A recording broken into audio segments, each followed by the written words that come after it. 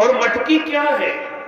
मटकी ये शरीर है जो हमारे शरीर। आखिर लीला को समझने के लिए सबसे पहले तो हमें भगवान के प्रति श्रद्धा रखनी चाहिए। नहीं, बहुत से लोग कहते हैं कन्हैया तो चोर है। क्या है? कन्हैया चोर है। कन्हैया को चोर क्यों कहते हैं? लोगों की नजर में वो माखने चुराने वाले तो बच्चे हैं। ये बच्चों का है बोलत हो प्रधानी का भाई भैया तुम का प्रधानी अर्धानी लड़ी हो कहा किधर हो? हाँ नहीं, चुनाव का समय आ रहा है, नजदीक है। हाँ, चुनाव उनाव की बातें हुए लागे जो कहा देखो बहुत बड़े बड़े नेता मिल गए हैं। आजकल तो कथो चुनाव पे आधारित हुई गए। प्रधानी लड़े का हुए दुई भागवत करा दिए और पंडित जी का समझा दिए कि हमारे प्रचार करो, उसके अलावा ना बताओ। बाद में कहिए हाँ भैया फलाने ने भागवत कराई थी, कितना धार्मिक आदमी है, जात की कितना धार्मिक है। अब आजकल कथो भागवत भैया राजनीति मंच हुई गवा। प्रधानी और धानी के चक्कर में कथा का स्रोत न गिरे, क्योंकि धर्म जतना बचा रहा है बचे है, क्योंकि धर्म एक चीज पे अब टिका रही गवा। धर्म के 4 पांव रहे। प्रथम दिन की कथा में बतावा रहा ना, दया तप शौच एवं दान। तो धर्म के 3 पांव तो टूट गए, एक बचा वो दान। और दान कौन सा बचा है? जो अपनी मेहनत से कमाए के 10वां अंश लुटाए दिए भगवान के सामने। संपूर्ण नहीं, क्योंकि संपूर्ण जीवन में ऐसा दान भी नहीं करना चाहिए कि जिससे अपने जीवन को हानि हो। दान वही करना चाहिए जो दान हमारे मन को भी प्रसन्न रखता हो। एक बार एक सेठ जी थे, बढ़िया पैसा, लेकिन इतने कंजूस थे कि क्या बताएं, कब्बो जेब से रुपया ना निकले। अब भैया जब रुपया ना निकले, शरीर बुढ़ापा में आएगा, प्राण निकलने को उनको हो रहे थे। बेटवे अपने बप्पा से बहुत प्रेम करते थे। कहा बप्पा दान पुण्य तीर्थ व्रत करना हो बताओ, करा दे कैसे? कहीं नहीं, पैसा खराब हो गया, पैसा रखेगा चाहिए, काम आवत है। अब भैया बहुत तबीयत खराब भई तो पंडित जी के पास में पहुंचे। पंडित जी से कहा, शाबाश। पंडित जी से कहा कि पंडित जी हमारे पिताजी की तबीयत खराब है, कोनो उपाय अगर जानते हो तो बताइए। पंडित जी ने पत्रा देखा, रे बस इनके प्राण लटके हैं, बड़ा कष्ट हो रहा है। बोले हाँ महाराज, कोनो विधि बताओ कि प्राण निकल जाए, कम से कम दुखी हैं। अरे संकट के समय में कम से कम जब हाथ पांव काम नहीं कर रहा, बस आजकल लगाए हैं, इससे अच्छा चले जाए। तो पंडित जी कहीं एक काम करो, इनको मोक्ष मिल जाए, एक गाय दान करो। अरे बोले महाराज जब कहो तब कह दी। बोले गाय साधारण नहीं, बोले गाय सोने की दान में होगी। लड़का में बोले महाराज हम तो कई डारब, लेकिन बप्पा तैयार ना हुई, लेकिन बात करो, बात करके देखा जाए।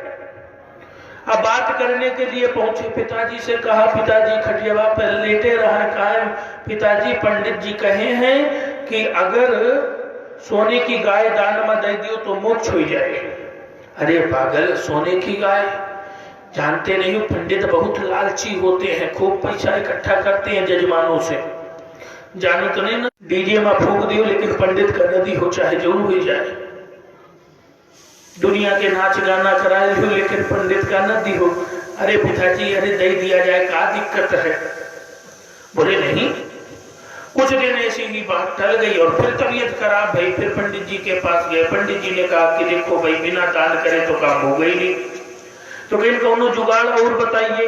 बोले एक जुगाड़ हो सकता है, दान तो पिताजी को करना है, एक काम ना करो, सोने की गाय बनवाओ, उसमें गोबर लगा दो और पिताजी से कह देना कि गोबर की गाय दान में करना है। कौन उनको पता पड़ेगा? मैं संकल्प में कह दूंगा कि सोना दान किया है।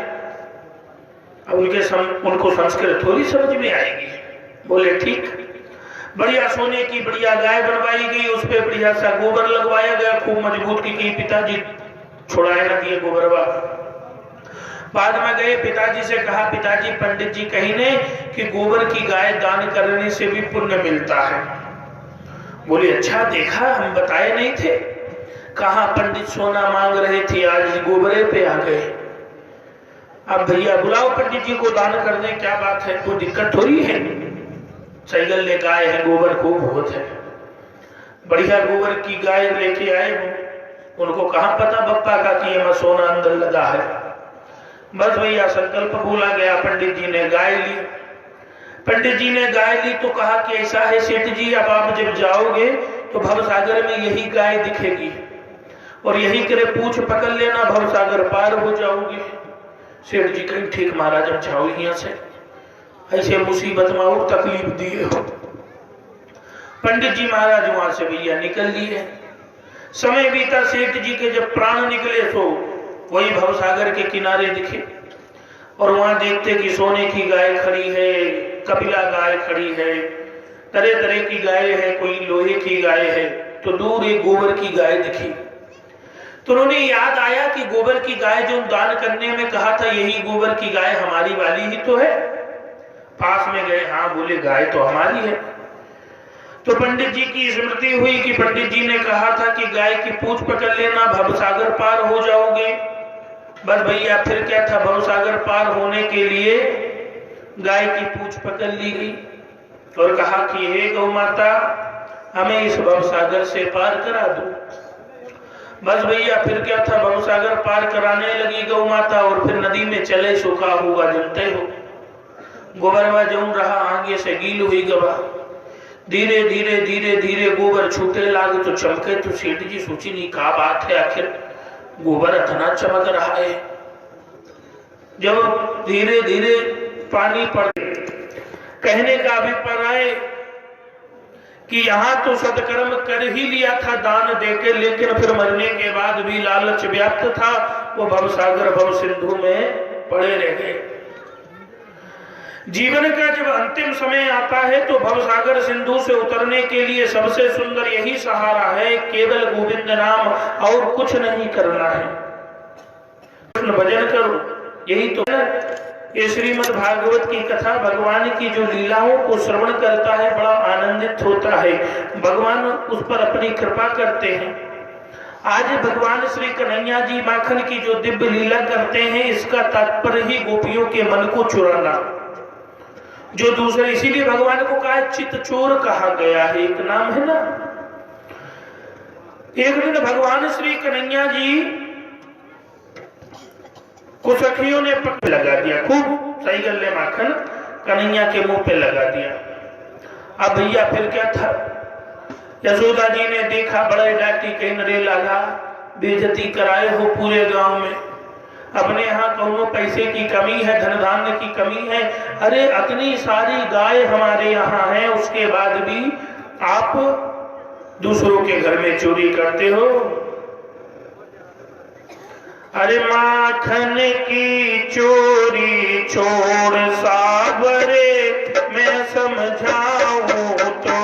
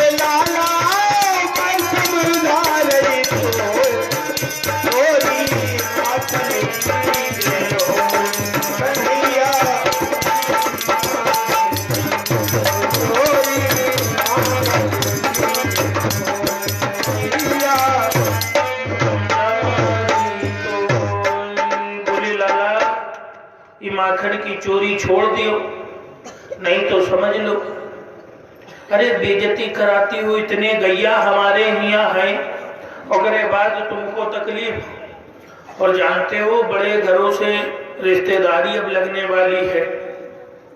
बृहस्पतिभान जी महाराज से हमारी रिश्तेदारी होने वाली है, तुम्हारी सगाई के भी खूब चर्चे हो रहे लाला। और कहूँ अगर गलती से पता पड़ गया कौनो भांजी पारिया बा सो भी अब न हुई है। कन्हैया बोले अच्छा ये बात है क्या?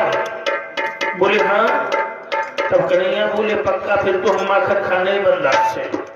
बोले नहीं लाला माखन खाओ, माखन के लिए थोड़ी कोई रोक रहा है, लेकिन अब चोरी करके खाओ। तो कन्हैया बोले कहीं देखो ऐसा है माखन जो हम लोग माखन चुराते हैं मैया ना, तो मैं अपना थोड़ी खाता हूँ, मेरे जो सखा है वो अपने सखाओं के लिए माखन चुराता हूँ। यशोदा जी ने कहा लाला चोरी चोरी होती है, छोड़ दे, नहीं तो तेरा ब्याह तो ना हुई पक्का है। और बड़े भैया है ना दाऊ जी के ब्याह हो जाए बस तुम उधर जाइयो देखत। कन्हैया बोले तब तो बात मैया तुम सही कह रही हो, हम चोरी नहीं करेंगे आज के बाद।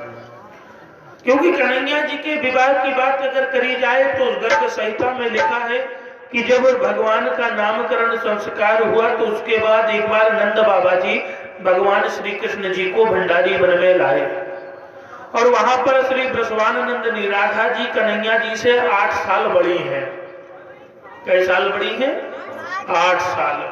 राधा रानी जी का जन्म हुआ है भादो के महीने में, दिन बुधवार था लेकिन अंधेर पक्ष था, जिसे राधाष्टमी कहा जाता है। कन्हैया जी अरे उजेर पक्ष में राधा जी का जन्म हुआ था, अंधेरे पाखे में कन्हैया जी जन्मे थे।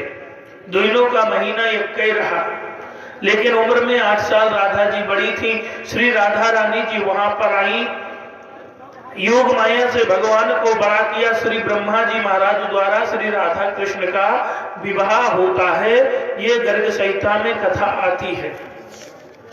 और तो बाद बाकी काजनी क्यों सुनावत रहा कथा, राधा रानी का बिया कंस के दरबारी किया भवा दुनिया कथा सुना डाली, लेकिन कहूं प्रमाण नहीं मिलता। और धर्म ग्रंथ में वो कथा कहने भी अच्छी नहीं लगती जिनका कहीं प्रमाण हो। आज श्री कन्हैया जी महाराज ने माखन की जब चोरी छोड़ी है तो वास्तव में जौन ब्रज मंडल की जतनी गैयवे रही दूध देना बंद कर दिया। अब सब लोग परेशान, कहीं गाय आखिर दूध काहे नहीं दे रही, बड़ी समस्या हो जाती है, दूध नहीं दे रही क्या दिक्कत है? बोले समस्या तो सबसे बड़ी चाय की है कि सुबह सुबह चाय नहीं मिलती। हाँ तब वो चाय तो बहुत दिन से चलत रहा। एक जने तो कहत रहे कि भगवत गीता में लिखा है कि चाय पियो। अच्छा हाँ, एक जने श्लोक के अर्थ लगाए रहा, कहीं त्वया चा पिय न था मया चा पी, कहीं हे कृष्ण जी तुम चाय पियो नहीं तो हम पी ले भाई। हम क्या बताओ महाभारत के युद्ध में यहू हो तो रहा का? हाँ अब अर्थ लगावे का रहा तो फिर का नहीं। बहुत बड़े बड़े विद्वान हैं भैया संसार में, जेकरे कोनो कमी नहीं ना जो पावे। एक जने एक छुर बिरहा गावत रहे कोनो, जो बतावत रहे कि राजा सगर पूर्व जन्म में सियार रहे। राजा सगर सियार रहे पूर्व जन्म में। अब उनका मनोरंजन के ताई लिखा, हम कहा जो पढ़ा लिखा नहीं वो तो सोचते हुए कि वो सियार रहे। ऐसे महान विद्वान जब हो ही जाए तो होगा क्या, जौन धर्म ग्रंथ में उल्टी सीधी कहानी नई नई जुड़ गई है। तो बहुत सी चीजें हैं, सब आपन आपन नवा नवा अर्थ बनाए बनाए के प्रस्तुत करने लगे और जौन अच्छे ग्रंथों की कथाएं रही वो खत्म होती चली गई। तो श्रीमद् भागवत जी की कथा में लिखा है भगवान श्री कृष्ण जी ने जब माखन चोरी बंद की है तो क्या होता है, गायों ने दूध देना बंद कर दिया। अब सब दुखी है, क्या बात है गैया दूध ना दे रही। किसी ने कहा कि ये जब कन्हैया जब माखन चुराते थे ना तो दूसरे दिन गैया उससे दुगना दूध देती थी कि खूब माखन हो। जितना चुराते थे उसने दुगना देती थी। तो बस सबको लगा कि अरे आज कन्हैया ने माखन छोड़ दिया है, इसलिए शायद ऐसा हुआ है। अब सब लोग इकट्ठा हुई, फिर यशोदा रानी के पास पहुंची, कहीं यशोदा यशोदा। यशोदा जी ने कहा क्या बात है? अब कहा बाबा, अब तो कन्हैया बाजारों घूमने नहीं जाता, घर से निकलतो नहीं, फिर क्या दिक्कत है? बोले यशोदा बात तो गलत ना लगे, लेकिन जब से कन्हैया ने हमारी गैयों का दूध और माखन बंद कर दिया तब से गाय हमारी दूध नहीं देती। अरे हम भी शिकायत लेके केवल इसलिए आती थी यशोदा कि कम से कम इसी बहाने कन्हैया को देख तो ले, इसीलिए तो हम लेके चली आती थी, क्योंकि भगवान की प्यारी सूरत और भगवान की प्यारी मुस्कान देख के बड़ा आनंद आता था। यशोदा जी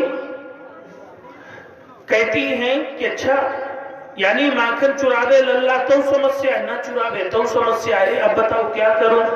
बोले ऐसा है यशोदा, अपने लल्ला से कह दो कि माखन चुराने ना आवे, लेकिन कम से कम हमसे मिलने हमारे यहाँ माखन ले जाए, क्योंकि आज श्री कन्हैया जी अगर हमारे यहाँ से माखन ले जाएंगे तो हमारी गाय फिर से दूध देना शुरू कर देंगी। भगवान श्री कन्हैया की मैया यशोदा कहती बारे लगा, तो पक्का लोग कहते हैं कि तू जादूगर है, सही में तू जादू तू जानता है क्या? बोले मैया कहाँ, घर से निकलने नहीं देती, तो जादू कहाँ सीखी? बोले फिर ऐसी कौन सी इनके ऊपर मोहिनी रूप मंत्र डाल दिया कि ये सब तेरे वशीभूत हो गए? श्री कन्हैया जी महाराज, क्योंकि आजकल भैया किसी के पीछे बोलो तो खन्यास है।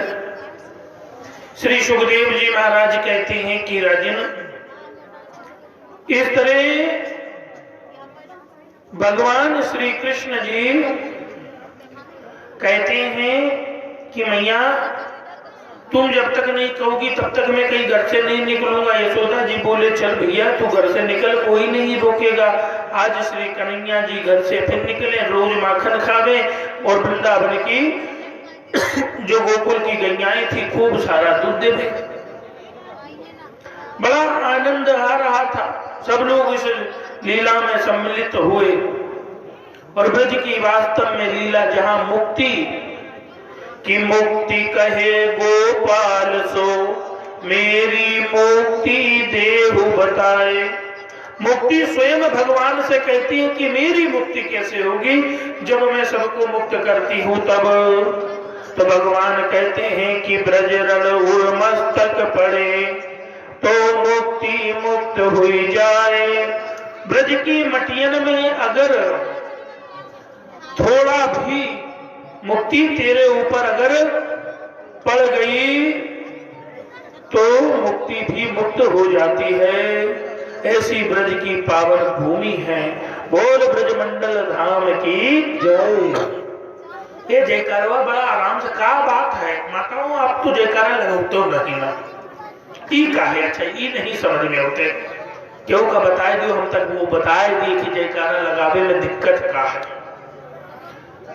आज जल्दी कथा सुनने शुरू हुई है, खाए पी के हमका लागत नहीं आई, क्यों सबसे बढ़िया सोचा थी ना हुई आखिरी दिन वाली कथा में इकट्ठे जयकारा लगा दिया जाए, सबसे बढ़िया। रोज रोज के खन्या से आखिरी में इकट्ठे लगाए दिए, जय हो बस यही सोच के अब ठुका सब है।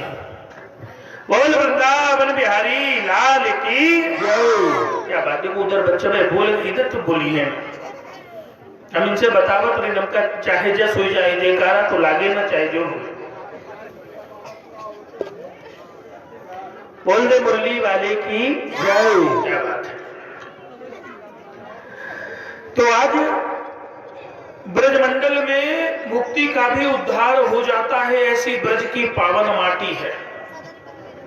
हम लोग पहले जब वृंदावन में कभी जाते थे यात्रा करने बड़ा अच्छा लगता था। एक बार परिक्रमा के समय में हम लोग कीर्तन करते हुए ब्रजमंडल घूम रहे थे, तब तक एक यजमान साथ में थे, उन्होंने कहा महाराज, तो ठाकुर जी महाराज को बैठाने के लिए वो ढूंढ भी रहा था कहाँ बैठाने। तो हमको जब दिया तो हमने कहा ला भैया, ठाकुर जी को लिया और तुरंत वहीं बैठा दिया मिट्टी में। कहीं अरे ये क्या किया? आपने यह मिट्टी में क्यों बैठा दिया? हम कहा पागल, इसी मिट्टी में तो ठाकुर लोट पोट के बड़े हुए हैं, इससे बड़ी तो कोई सुंदर आसन हो ही नहीं सकता बिहारी जी के लिए। अरे बिहारी वृंदावन में ये मान के चलो कि यके देवता है गोवर्धन महाराज, ओकरे अलावा वहां कौनो देवता ही नहीं ना। या तो राधा रानी पूजी जाए, कन्हैया को तो कहा हमारा मित्र है, ये हमारा लल्ला है, और कोई है ये नहीं हो। बहुजने तो गरियाए तक दिए थे।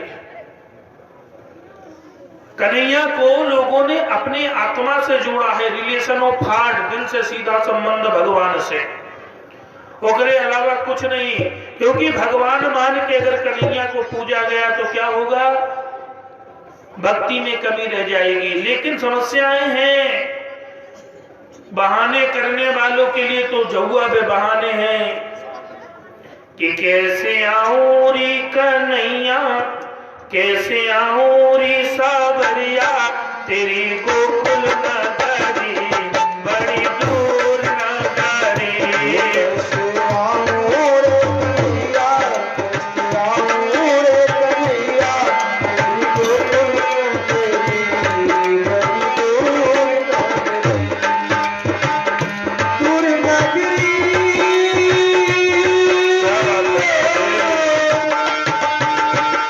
दूर नगरी बड़ी दूर नगरी,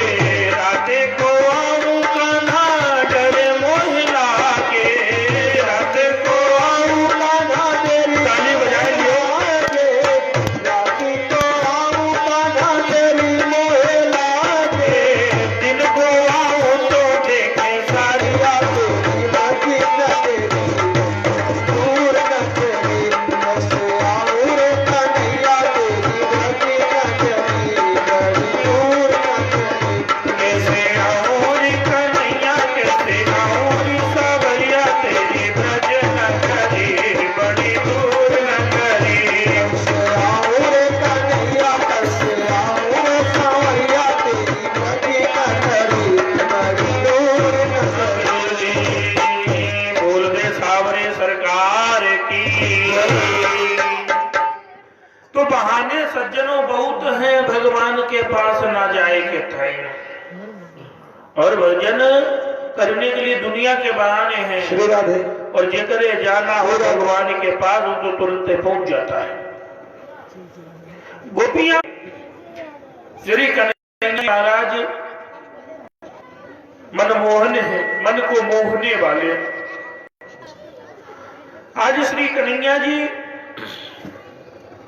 ब्रजमंडल की पावन लीला कर रहे थे। एक दिन की बात है कि एकदा गृह दशो यशोदानंद रोहिणी कर्मणांत युक्ते निर्वन्ते वेदधि यानि यानि गीतानि तत्त्वाचरितं च दधि निर्मिते कालो यन्ते तन्वयत्य। एक समय की बात है, यशोदा रानी जी भगवान श्री कन्हैया जी को गोदी में बैठा रहे हैं, और श्री गोद में बैठाने के बाद कन्हैया जी पूछते हैं, मैया आप सबसे ज्यादा किसे चाहती हैं? यशोदा जी ने हाथ, ए बच्चों चिल्लाओ ना हो, चिल्ले हो तो कम प्रसाद मिले। हाँ, ये चिल्लाए ना उसका ज्यादा ज्यादा प्रसाद दिया जाएगा।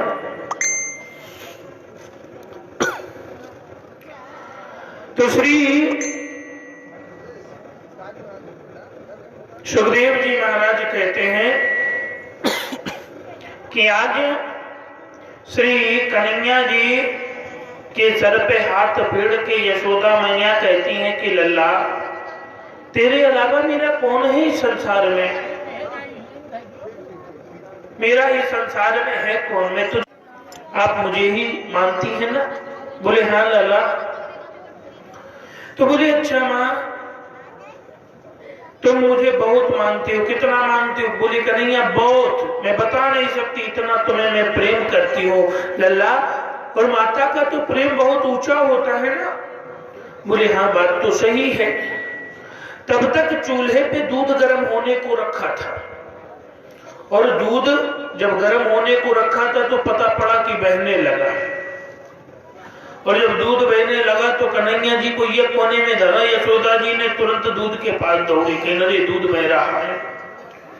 कन्हैया बोले वाह, अभी तो कहा कि हमको बहुत मानती है, लेकिन इतने जल्दी इनको दूध की चिंता हो गई कि दूध बह रहा है। बस कन्हैया जी ने तुरंत एक फूट ढिल्ला उठाया और जोर से मारा, मटकी अब फूट गई जो गर्म होने को रखी थी। और जैसे वो फूटी है मटकी, अब बस यशोदा जी को गुस्सा आ गया, ये लाला ये तू कैसा हो गया है? बार बार तू इस तरह की हरकत क्यों करता है? कन्हैया जी को बहुत डांटा, और आज यशोदा मैया ने विचार किया कि इसे सजा मिलनी चाहिए, इसकी शैतानी बहुत बढ़ गई है। तो बोले क्या करें, आज इसको दिन भर बांध दो। तो आज श्री कन्हैया जी महाराज को यशोदा जी बार बार रस्सी फिर जोड़े, फिर बांधे, फिर कम हो जाए। बोले कहा रे लाला क्या बात है, तुम अपन पेट थोड़ा ज्यादा फुला लियो का? कन्हैया जी बोले मैया कहाँ देखो तो हो, मखनों कम खिलाती हो, कहाँ पिटवा नहीं करे आबार, पतले जुबन तो है ना। अच्छा बहुत बात करता है। फिर रस्सी बांधी, फिर 2 अंगुल छोटी पड़ गई। देवताओं के महर्षि देवऋषि नारद देख रहे थे, कहा वाह मैया, जिस जगत पिता को कोई संसार में नहीं बांध सकता आज उसे बांधने चली हो। ये भक्ति का ही स्वभाव है, ये भक्ति का ही स्वभाव है कि उसे बांध दिया जा सकता है जगत पिता को, अन्यथा किसकी मजाल। जो भगवान को आखिर जिसने अपना बनाया बस वही भगवान को बांधता हुआ चलाया, नहीं तो कोई नहीं बांध पाया। केवल मीराबाई को देखिए, मीराबाई ने भगवान को अपना बना लिया, सब कुछ छोड़ना पड़ा भगवान के प्रेम में। कि मीरा दीवानी हो गई रे, मीरा मस्तानी हो गई।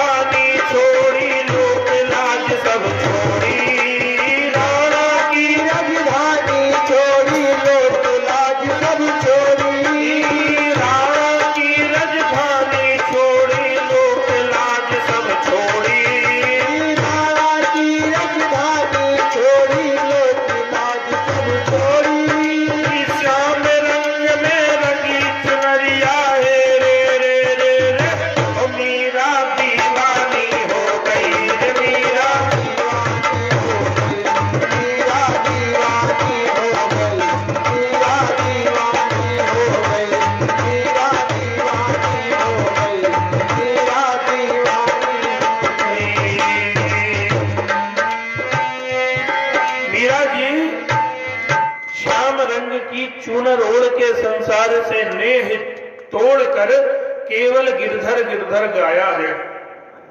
क्या गाया है? गिरधर गिरधर। तो आज नारद जी कहते हैं कि मां तुम कन्हैया को बांधने चली हो, वास्तव में भगवान को बांधने वाले उनके परम भक्ति होते हैं, लेकिन भक्ति जब तक परिपूर्ण नहीं होती तब तक प्रभु को बांध नहीं सकते। प्रभु को बांधने के लिए भक्ति परिपूर्ण होनी चाहिए, और ये परिपूर्ण होने के लिए किसी संत महापुरुष की शरण में जाना चाहिए। बिना गुरु के कृपा नहीं होती, और गुरु जी पर दृढ़ विश्वास भी होना चाहिए। एक बार एक औरत थी, वो स्त्री गुरु महाराज बनाने के लिए बड़ी आतुर रहा करती थी और संपन्न परिवार से थी। तो कोई संत जब उसके द्वार पे आवे तो कहे महाराज मुझ पर कृपा कर दीजिए, हमारे गुरु बन जाओ। तो कहा संतों ने, अरे किसी दिन किसी से ज्यादा कोई बात ही नहीं करते, वो जानते हैं कि संसारियों के बीच में केवल जीवन बेकार करना है। जब हमने संन्यास ले लिया तो भगवान के भजनों में दिन व्यतीत करें। तो एक दिन ये बात किसी डाकू को पता पड़ी, चोर को, खूब ढेर सारी चोरी करता था, वो का बात पता पड़ गई। और डाकू था, पुराने डाकू, दाढ़ी वड़ी खूब लंबी बढ़ा लिया रहे। बार बार अरे महीना बनना ना है, मतलब छपन तो इसो लग जाए, कहा हम बहुत बड़े बाबा हुई। आज चोरन के लगे कहाँ समय है नहाए के, जंगल में बेचारे पड़े रहे। अब वो डाकू भैया पहुंचा, बड़े बड़े जटाएं तो पहले से ही थी, और बाद दाढ़ी बड़ी बड़ी थी तो लंबा सा त्रिपुंड लगा लिया। बस पहुंच गया, कहा कि अरे देवी हम तुम्हारे गुरु जी हैं। बोले अरे महाराज बस आप आ गए, कृपा हो गई। बोले हम आपको मंत्र देंगे। कहीं ठीक है, मंत्र आप दीजिए। बोले यहां नहीं, एक काम करना, मंत्र के लिए आपको शाम काल के समय में जंगल की ओर आना होगा, और घर में जितना सोना चांदी हो सब बटोर लायो। तो स्त्री बोली कहीं ठीक है महाराज, गुरु कृपा हो जाए, बस सोना चांदी तो दोबारा बनता रहेगा। बस भैया फिर के बाहर से थी, बस भैया फिर क्या था, सब सोना चांदी लेके पहुंच गई जंगल में। अब वो रसरी लिए बैठा रहा, जैसे वो औरत आई उसका बांध दिया जंगल में, और सब सामान लेके गायब। सवेरे सब लोग ढूंढते रहे, कहाँ गई, पता पड़ा जंगल में बंदी है। और जाते हुए वो चोर बताए गवा रहा, कहीं जौले हम अबे न रस्सी खोलम न तौले खोली ना। अब भाई गुरु की आज्ञा है, कैसे टूट जाए। सब गांव वाले आए हैं, खोले लागे रस्सी, कहीं नहीं रस्सी क्यों ना खोले हो। ये रस्सी सदगुरु भगवान बांधे हैं, और भगवान ने खोली है रस्सी, चाहे जौन हुई जाए। अब भैया क्या रहना था, भैया बड़े दिन बीतते लगे, जे रस्सी खोले होकर डांट दिए। लक्ष्मी मैया बोली, देखो नाथ, ऐसे ऐसे लोभी हैं संसार में, ऐसे ऐसे दुष्ट हैं संसार में, उस स्त्री का धन ले तक तो बोलना मत। आप कुछ करते क्यों नहीं? क्योंकि हैं संसार में ऐसे भी हैं महापुरुष। गोस्वामी जी ऐसे महापुरुषों के लिए लिखते भी हैं, हरहि शेष धन सोख न हरहि, हरहि शेष धन सोख न हरहि, सो गुरु घोर नरक मा परहि, सो गुरु घोर नरक मा परहि, सो गुरु घोर नरक मा परहि, हरहि शेष धन सोख न हरहि, हरहि शेष धन सोख न हरहि, हरहि शेष धन सोख न हरहि, सोई गुरु घोर नरक मा परहि, सोई गुरु घोर नरक मा परहि। ऐसे गुरु जब चेला से कहा लाओ पैसवे लाओ और कुछ नहीं, ऐसे गुरु जय जय सीताराम नरखे बास है उनका, तो गुरु उन्हीं में से था एक। अब भैया सही कर ले सामान लेके चला गवा, लक्ष्मी जी यहाँ डांटा है भगवान का, कहे जाओ का मदद कही दियो, नहीं तो बेचारी मर गई है। आज 15 हो गया, क्यों पूछे जात है तो कब डांट के भगाई दिए थे। बस भैया फिर कहा रहा, लक्ष्मी मैया पहुंच गई। और लक्ष्मी मैया जब पहुंची हैं तो लक्ष्मी मैया खोलने को लिए हुई, तो लक्ष्मी मैया जब खोलने को हुई तो कहने ऐसा है देवी तुम ना खोलो, जाओ यहां से। तो लक्ष्मी मैया फिर आई, भगवान से कहा कि अब आप ही जाओ, हम तो खोलने का प्रयत्न किए लेकिन खुल में नहीं भाई। भगवान आज साक्षात उनके सामने प्रकट हो जाते हैं। वो स्त्री के सामने भगवान को देखकर नतमस्तक हुई, बड़े प्रेम से भगवान को प्रणाम करती हैं। भगवान वैकुंठनाथ रस्सी खोलने के लिए जैसे ही हुए हैं तो लक्ष्मी जी ने कहा, जैसे ही रस्सी खोलने के लिए हुए तो वो स्त्री ने कहा कि अरे ये रस्सी मेरे सदगुरु ने बांधी है और मेरे सदगुरु के बिना ये कोई खोलेगा नहीं। भगवान बोले, अच्छा, अरे देवी तुम जानते नहीं, वो सदगुरु नहीं था, वो तो चोर था, वो तो ढोंगी था, वो तो पाखंडी और पापी था। वो औरत बोली, खबरदार मारा, ठीक नहीं होगा अगर हमारे गुरु के बारे में यक्को लफ्ज निकाले तो। अरे कैसो रहा हुए, चोर रहा हुए, डाकू रहा हुए, वही गुरु की कृपा तो है कि आप सामने आएंगे, नहीं तो चाहे जितना व्रत उसकी कृपा से तो भगवान है। अब भगवान सोचने लगे कि क्या करी, कैसे रस्सी खुले। तो देव ऋषि नारद जी आ गए। नारद जी महाराज बोले, भगवान कौनो समस्या? बोले, क्या बताऊं, ये जो इनके गुरु जी हैं, उन्हें जब तक वो रस्सी न खुली है तो ये रस्सी से छूटी है ना। तो नारद जी बोले, फिर बोले जाओ इनके गुरु जी को ढूंढ के लाओ। नारद जी ने पूछा कि इनके गुरु जी कहाँ मिले, कहीं हुई है, कौन सेंध लगाए बैठा हुए, डाकू आवे करे। तो ले भैया नारद जी महाराज को कहा रहा, तुरंत नारायण नारायण करें और गुरु जी के पास पहुंच गए। और गुरु जी एक ठोर बेलचक लिए माल खोदे में लग रहा है कि कैसे घर के अंदर घुसी सामान चुराई लाई। और जैसे बेलचक मारी जोर से, नारद जी तुरंत प्रकट भय तो एकदम डराई के पीछे भागे। महाराज किए आओ दादा, इससे आइए तो हमारा हाथ फेल हो जाए। नारद जी बोले, भैया ऐसा है, हम देवताओं के ऋषि नारद हैं। बोले, अच्छा कहाँ आए हो बताओ। बोले, ये कहाँ जा रहे हो? तो चोर ने बताया कि अरे जा रहे थे सेंध लगाने, लेकिन अब हिम्मत नहीं है आपके सामने की जाई की डकैती डाली। तो कहीं एक काम करो, कहीं नहीं हिम्मत उम्मत छोड़ो, चलो। बोले, कहाँ महाराज? कहीं जो ने उस स्त्री को बांध के आए उनका पहले खोलो। अरे महाराज गांव वाले इकट्ठे हो गए, मार डरिए हमका। बोले, नहीं क्यों ना मारे, तुम चलो। तो अब उनका बेचारे का लेके गए तो वही सदगुरु महाराज उनके रस्सी खोली और उस स्त्री ने गुरु को प्रणाम किया। बोले, महाराज बस आप ही की कृपा रही कि आज भगवान मिल गए। तो कहने का मतलब गुरु के प्रति सच्ची श्रद्धा भी होनी चाहिए, गुरु के प्रति सच्चा समर्पण भी होना चाहिए, लेकिन गुरु बनाने समय ध्यान भी रखना चाहिए कि गुरु कैसा है। चाहे जे का गुरु बनाए के बाद में जय जय सीताराम फंस जाओ तो कैसे काम चलेगा। बोल दे सदगुरुदेव भगवान की। तो आज देव ऋषि नारद जी कहते हैं कि वाह, इतनी सुंदर लीला आज यशोदा जी बांध रही हैं भगवान को, लेकिन भगवान जी बंद नहीं रहे, रस्सी कम पड़ रही है। आज श्री कन्हैया जी ने कहा कि देखा मैया परेशान है, तो कहा मैया ना हो लाओ मैं खुद ही बन जाऊं। अच्छा लाला तू बन जाएगा? बोले हाँ। बस फिर क्या था, तुरंत श्री कन्हैया जी महाराज ने रस्सी ली और खुद बंध गए। और जब खुद बंधे हैं तो सब लोग आकाश से देख रहे कि ये देखो श्री कन्हैया जी महाराज जब आज बधाई रहे,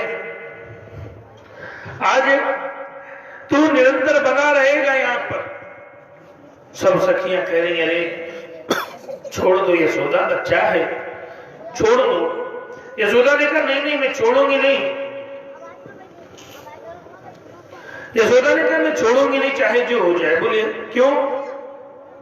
बोले मैं इसलिए नहीं छोड़ूंगी कि ये बहुत शैतानी करने लगा। अरे यशोदा छोड़ दो, बच्चा है, मानो।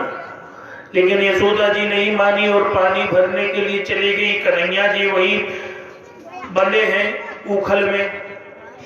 बस भैया फिर क्या था, कन्हैया जी ने देखा कि अब गांव होने को है तो कन्हैया जी थोड़ा आगे बढ़े।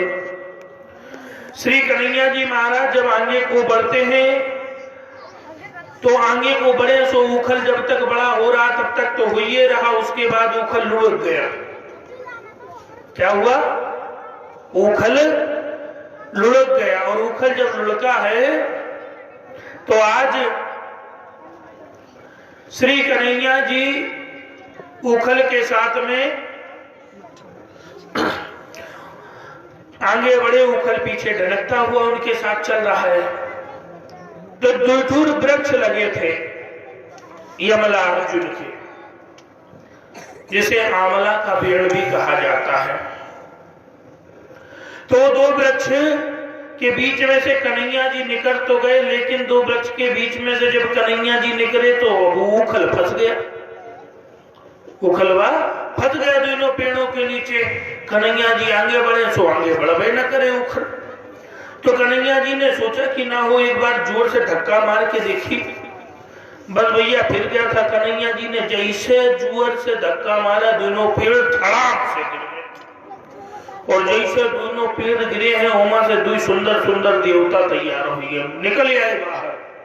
हाथ जोड़कर कहने लगे कि नमा परम कल्पत्ते नमा परमा मंगला वासुदेवाय शांतम यदुनम पदये अनुजाहीनम नो विमस्ते किंकरो दर्शनम नो भगवते ऋषयोति अनुग्रहे। हे परम कल्याणकारी प्रभु, आपको मैं वंदन करता हूँ, आपकी मैं स्तुति करता हूँ। आपके दर्शन संपूर्ण जगत के कल्याण के लिए होता है। आपका दर्शन मंगल कराने वाला है। श्री कन्हैया जी महाराज कहते हैं कि आप हो कौन? तो इन्होंने बताया कि हम पूर्व जन्म में यक्ष थे, हम लोगों ने सम्मान नहीं दिया तो नारद जी गुस्सा में श्राप दे दिन कहीं जाओ, जिस तरह पेड़ के भांति खड़े रहते हो तुम वृक्ष हो जाओ। अब नारद जी महाराज ने श्राप दिया तो नारद जी के सामने हाथ जोड़ लेकर कहे हे महाराज अपराध है, आज प्रभु की शरण में। जब इन्होंने कहा तब नारद जी ने कहा कि मुख से निकला हुआ शब्द कभी वापस नहीं हो सकता। जब मुंह से बात निकल गया, धनुष से निकला हुआ तीर और मुंह से निकला हुआ शब्द कभी लौट के नहीं आता। इसीलिए तो कहते हैं कि शब्द संभाल के बोलिए, शब्द न हाथुर पाओ, एक शब्द औषधि करे और एक बनावे घाव। एक शब्द कहो तो दुखी आदमी के मन को प्रसन्न कर ले, और कहो एक शब्द ऐसा हो कि जो प्रसन्न आदमी हो उसे दुखी कर दे। इसीलिए बोलने से पहले भी मन को विचार लेना चाहिए। श्री सुखदेव जी महाराज कहते हैं, इस तरह भगवान श्री कृष्ण जी आज इनका उद्धार करते हैं। इन्होंने बताया, नारद जी ने कहा कि ऐसा है, हम आपको श्राप तो वापस ले नहीं सकते, लेकिन आपके मोक्ष का हम उपाय बता सकते हैं। क्या बता सकते हैं? उपाय। क्यों? क्योंकि मुंह से निकला हुआ शब्द वापस नहीं आएगा, लेकिन उपाय ये है कि जब दोपहर में भगवान अवतार लेंगे कन्हैया जी, तब जाके आप पर कृपा होगी। तो आज यहाँ पर इन यमला अर्जुन का उद्धार भगवान श्री कृष्ण जी करते हैं। ये दोनों भगवान को नमस्कार कर कर जाने लगे। उधर से यशोदा मैया आई, देखा रे दो व्यक्ति आसमान में उड़ रहे, तो उन्होंने सोचा कि ये दैत्य है, शायद मेरे लाला को मारने आई। तुरंत रस्सी खोली, कन्हैया को गले लगा लिया, बेटा आज के बाद में तुम्हें अकेला छोड़ के कहीं नहीं जाऊंगी। श्री कन्हैया जी महाराज की आज ये उखल लीला हुई। एक दिन यशोदा जी ने विचार किया, और विचार किया क्या कि न जाने कौन सी आफत गोकुल पे आ गई है। बहुत बड़ी आफत, गोकुल भी बहुत सी आफत आने लगी। नंद जी से कहा तो नंद जी ने कहा कि बात तो सही है, गोकुल में बहुत सी आफत आई है, तो क्या करना चाहिए? बोले गोकुल छोड़ के कहीं और रहे। बोले कहां पर रहा जाएगा गोकुल छोड़ के, अपन घर द्वार यहाँ है। बोले ये पास में एक बढ़िया वन है जिसका नाम वृंदावन है। वृंदा माने तुलसी, वन माने जंगल, जहां तुलसी का वृक्ष हो, जंगल हो, वो वृंदावन है। और वृंदावन के लिए तो मीरा माई कहती भी तो है कि घर घर तुलसी ठाकुर सेवा, घर घर तुलसी ठाकुर सेवा, दर्शन गोविंद जी को, दर्शन गोविंद जी को, दर्शन गोविंद जी का। अरे जी मोहे लागे वृंदावन जी को, अरे जी मोहे लागे वृंदावन जी को, अरे जी मोहे लागे वृंदावन जी। घर घर भोजन दूध दही का, घर घर भोजन दूध दही का, और तुलसी का पौधा तो वहां घर घर में लगा है। ऐसा वृंदावन मुझे नीक लगता है। और वास्तव में वृंदावन की सेवा बड़ी अच्छी है।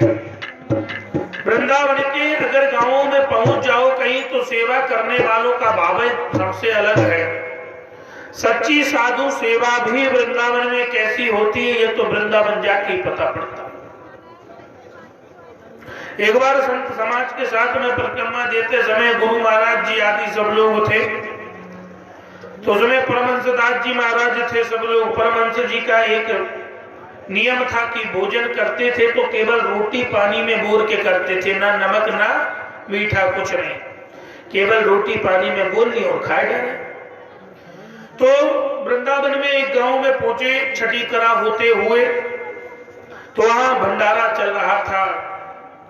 तो उस भंडारे में लोगों को रोक रोक के भोजन करा रहे थे। अरे महाराज आप भी आइए, सबको बैठा लिया।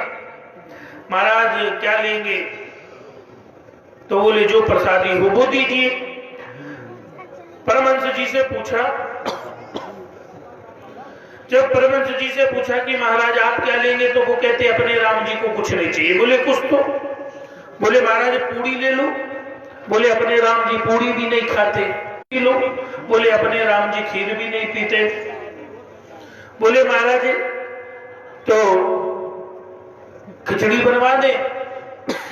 तो बोले अपने राम जी खिचड़ी भी नहीं खाते। तो कहे बोले अपने राम जी फिर खाते क्या हैं? बोले अपने राम जी को कुछ ज्यादा पसंद नहीं। तो कहे महाराज जहर मंगवा लूं, खा लोगे क्या? तो परमहंस दास जी बोले कहीं अपने राम जी को जहरों नहीं पसंद है। तो बोले भैया ऐसा है, रोटी एक ठूर दे दो, यही पानी में बोर के खा लेंगे। अरे महाराज पहले बताते, इतना काहे परेशान किया। यानी जो इच्छा हो, बड़ी सेवा करते हैं वृंदावन के लोग भी। बड़ा प्यारा धाम श्री वृंदावन का। वहीं एक संत बड़े अच्छे हुए, उनको सब जज साहब कहें। जैसे ही निकले सब कहा जज साहब जज साहब। तो किसी ने पूछा कि ये संत को जज साहब काहे कहा जाता है? तो बोले भैया देखो, ये पहले जज ही थे, और एक बार इनके यहाँ पर कलकत्ता क्षेत्र में ये जब जज थे तो वहां पर इनके दरबार में एक फैसला आया। एक केवट जाति का एक व्यक्ति था, मल्लाह, बहुत गरीब था, लेकिन भगवान राघव जी को बहुत मानता था, रघुनाथ जी की बड़ी सेवा करता था। एक दिन की बात है, श्री रघुनाथ जी महाराज की सेवा किया करता था। एक बिटिया थी और 2 बच्चे थे। तो एक दिन विचार किया बच्चों ने कि पिताजी बहन का ब्याह करना है, ना हो कहीं से धन का इंतजाम थोड़ा हो जाता और फिर हम लोग कमाने लगे हैं, धीरे धीरे करके कर्जा चुका देंगे। तो मल्लाह ने सोचा, उस केवट ने सोचा कि भैया मैं साहूकार से बात करता हूं, देखे क्या करते हैं। साहूकार के पास में जब पहुंचे हैं, साहूकार से कहा कि भैया मुझे अपनी बिटिया का ब्याह करना है और मेरी बिटिया के ब्याह के लिए थोड़ा सा धन की जरूरत है, आप अगर मदद कर दें तो बहुत अच्छा रहेगा। साहूकार ने कहा कितना चाहिए? तो बताया मुझे 10,000 चाहिए। बोले ठीक है ले जाओ। और तुरंत एक बही खाते में लिखवा के उसका पैसा लिए अपने घरे आए, ब्याह हुआ और उस साहूकार का पूरा कर्जा चुका दिया, नहीं दिया। लेकिन जब समय हुआ, जब कर्जा की आखिरी किस्त पूरी करने के लिए जब वो केवट पहुंचता है तो पूरा बही खाता देख के तुरंत ही एक सफेद पर्ची में लिख दिया खाली में कि इस केवट ने संपूर्ण कर्जा चुका दिया, और सेठ जी ने अपने साइन कर लिए।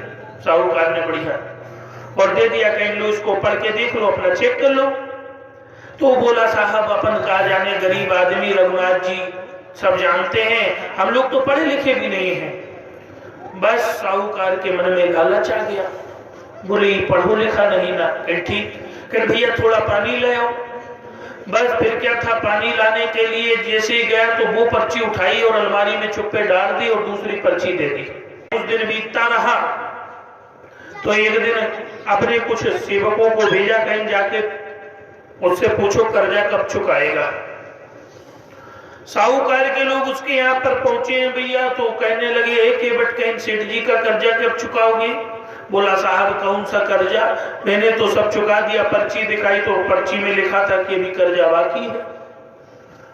अब साहूकार ने कंप्लेन कर दी, पुलिस में केस, तो कहा कि हाँ कर्जा दिया था। बोले कोई गवाही है तुम्हारे पास? बोले हाँ साहब गवाही तो है। बोले कौन? बोले गवाही रघुनाथ जी हैं। बोले गवाही रघुनाथ जी महाराज हैं। तो कहीं ठीक है, तारीख आगे बढ़ा दी गई। अब उन्होंने सम्मन जारी कराया, किसके नाम? रघुनाथ जी के नाम। अब उन्हें क्या पता था रघुनाथ जी संसार के मालिक हैं। तो तुरंत ही जब सम्मन जारी हुआ तो डाकिया उनका संबंध लेके पहुंचा है। संबंध जब लेके पहुंचा है तो पूरे गांव में देखा रघुनाथ नाम के कोनो आदमी न रहा। अब जब रघुनाथ नाम का कोई आदमी नहीं है तो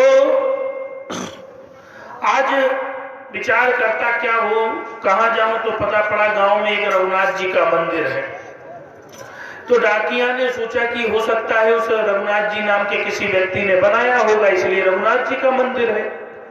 तो जाके उसी रघुनाथ जी के मंदिर के पुजारी को दे दिया। बोले भैया ये सम्मन आया है, ये दे देना मालिक को। उस पे लिखा था रघुनाथ जी, तो वो समझ गया कि अरे वाह, संबंध लेके, और कहा महाराज कोई आपको पेड़ा चढ़ावे, कोई बर्फी चढ़ावे, कोई बहुत सारे सुंदर सुंदर पकवान चढ़ाता है, आज पहली बार किसी ने आपके सामने ये भेजा है, तो उस गरीब केवट की पुकार सुन लेना और उसके लिए गवाही देने पहुंच जाना।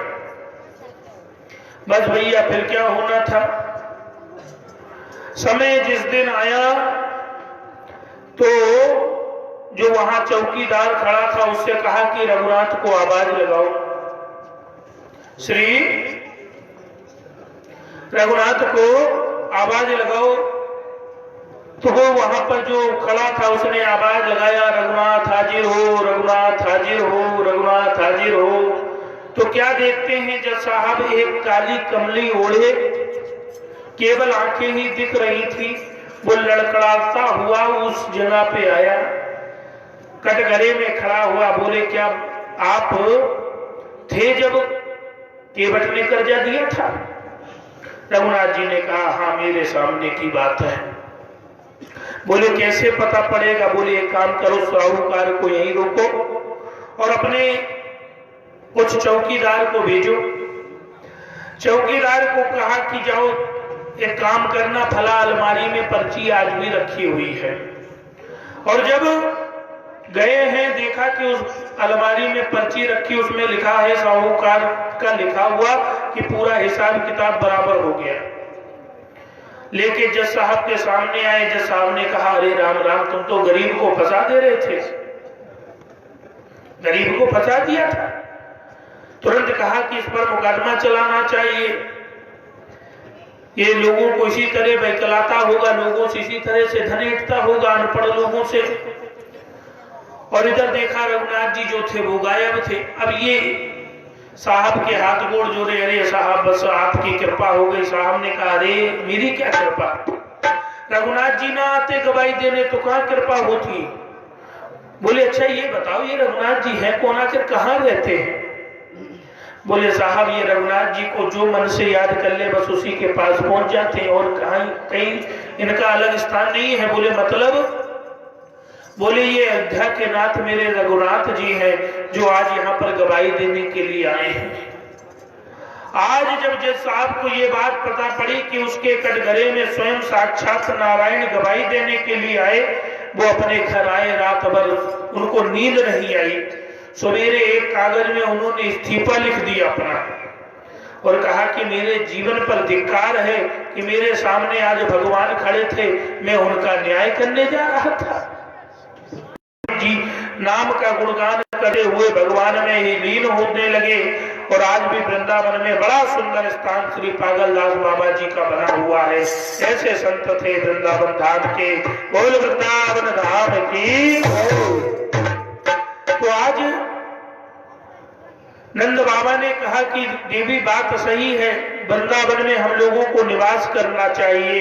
सभी लोग वृंदावन की ओर चलते हैं। वृंदावन धाम अपारे जपे जा राधे राधे, वृंदावन धाम अपारे जपे जा राधे राधे, जपे जा राधे राधे, भजे जा राधे राधे, जपे जा राधे राधे, भजे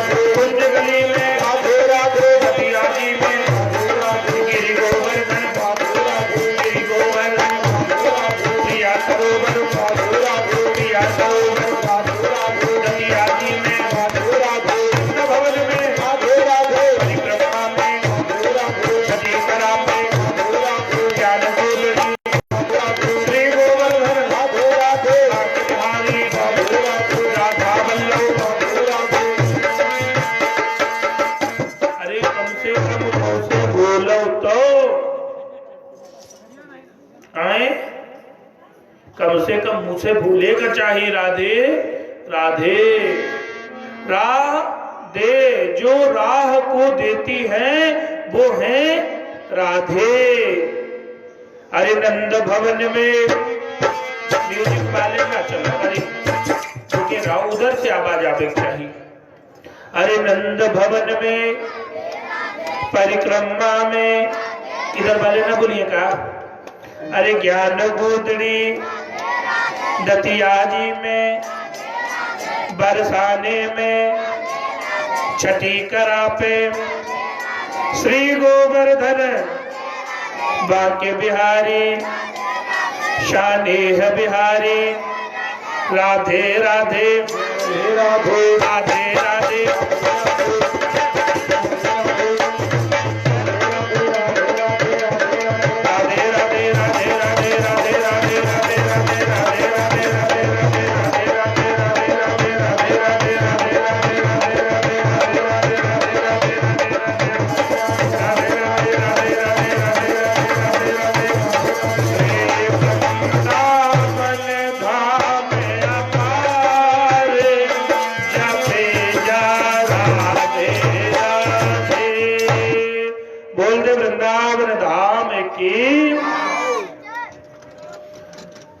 जयकारा लगावे माँ, ताली बजावे माँ, भजनों गावे माँ। बहुत ढीला काम है। अरे भजन कीर्तन करने में पीछे एक बार बढ़िया प्रेम से आप सब लोग करें तो आनंद ही आनंद है।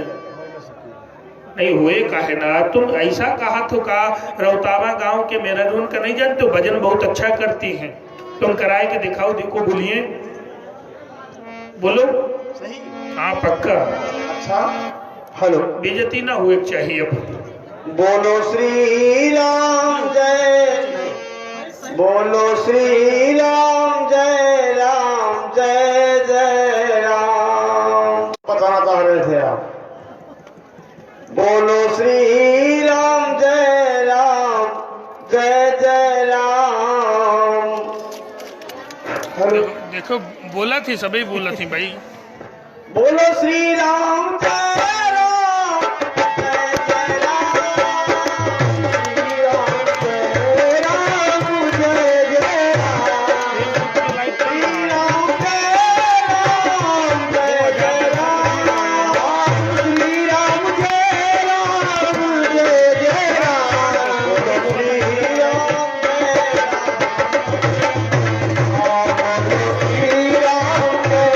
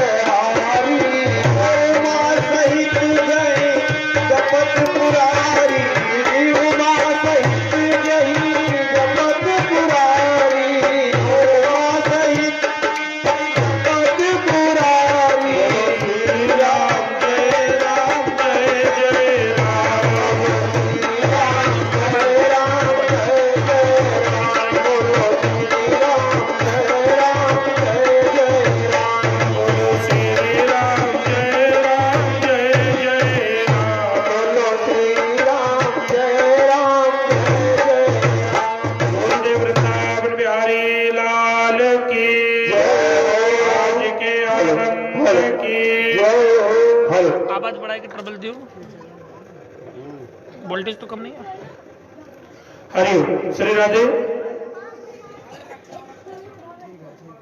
थोड़ा आवाज बढ़ाओ। हरिओम श्री राधे, बोल वृंदावन बिहारी लाल की जय। आवाज दबा रहा, थोड़ा सा हल्का ट्रबल और दियो, इको दे दियो हल्का सा, और क्या नाम है, आवाज कम कर लियो, इको दे दियो। बोलिए वृंदावन बिहारी लाल की जय। तो इधर श्री महाराज ये जो झांकी निकल रही है बिल्कुल बिल्कुल तुरंत अभी बस 5 मिनट हो गए बस झांकी निकालिए। लो ये वाला आपका दे दो उनका माइक अब दब चेक कर तो काम चले।